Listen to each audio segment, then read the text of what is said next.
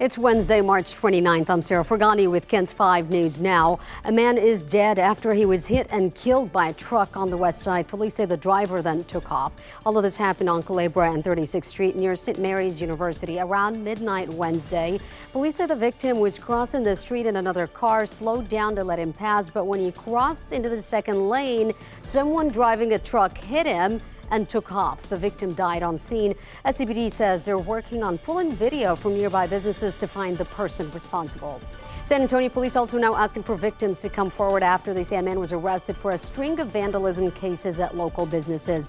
And they believe Noor Ibrahim may be connected to at least 20 instances of vandalism and criminal mischief since December. Police say they actually have surveillance video showing Ibrahim picking up a rock and throwing it at a window.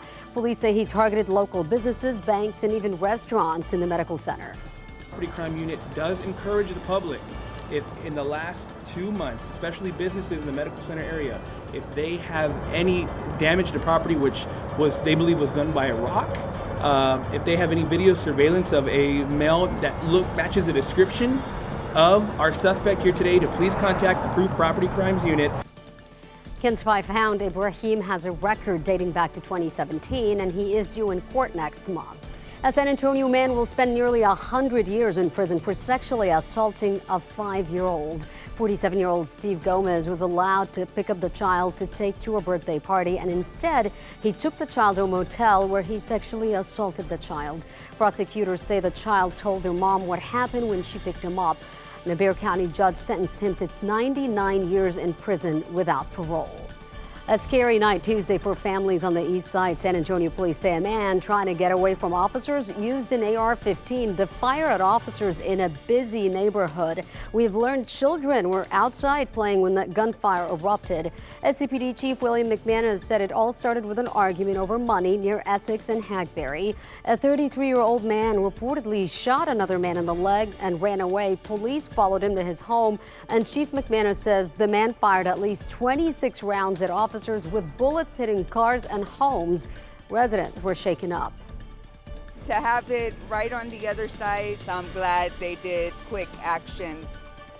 Chief McManus says an officer shot the gunman in the head and no officers were hurt.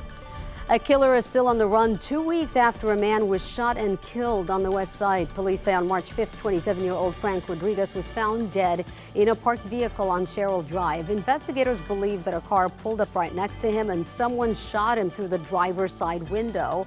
Right now, police are still searching for his shooter. So if you have any information, call Crime Stoppers at 224-STOP. Meanwhile, 2 13-year-old students at Northside ISD's Briscoe Middle School have been arrested. The Bexar County Sheriff's Office says the boys sent threatening text messages to one of their teachers. Deputies got the call Monday morning, and as soon as the 2 teen boys were found at the school, deputies say they arrested them for terroristic threats. 3 people also now facing charges after bailing out of a stolen car near Wagner High School, forcing a lockdown. This happened on North Foster Road. Sheriff's deputies spotted a stolen Kia, and as they tried to pull the car over, the car was dumped at the Wagner campus and 3 suspects ran. It turned out into a chase by deputies. As a precaution, the school was placed on lockdown. I received a text from my son that said, "Dad, we're on lockdown." And, you know, the hairs on the back of your neck stand up. And, you know, as a parent, you're super concerned. All 3 were later found and will face charges. The Mexican government has launched a formal investigation into the cause of a fire that took the lives of 40 migrants at a migrant facility just across the border from El Paso.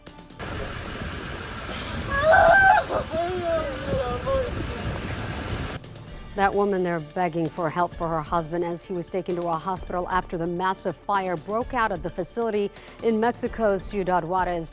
According to a recent report by the International Organization for Migration, since 2014, more than 7,000 migrants have died or disappeared on their way to the U.S., and more than 900 died in accidents or while traveling in subhuman conditions. A Texas bill focused on eliminating sales tax on feminine hygiene products has passed the House. And according to the Texas Tribune, House Speaker Dave Phelan designated the bill as top priority for the first legislative session after the overturn of Roe v. Wade. Representative Donna Howard from Austin proposed the bill at every session since 2017. And if it passes, The Senate, it would also remove sales taxes on maternity care items like diapers, baby wipes, and bottles. Today marks a day of National Day of Remembrance. It's National Vietnam Veterans Day, the 50th anniversary of when the last combat troops left South Vietnam.